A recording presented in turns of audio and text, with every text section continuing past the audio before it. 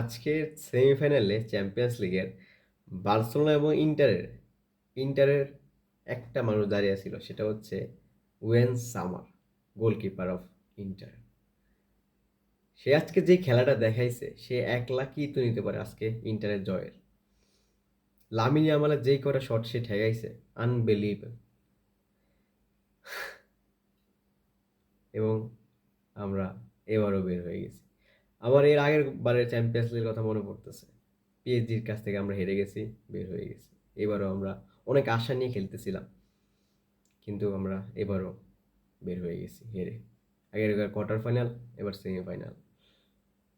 হলো না আমাদের চ্যাম্পিয়ন্স লিগের স্বপ্নটা, হলো না আমাদের ট্রাভেলের স্বপ্নটা। এদা বার্সেলোনা সাপোর্টার হিসাবে আজকে একটা ইমোশনাল মোমেন্ট আমার মতে।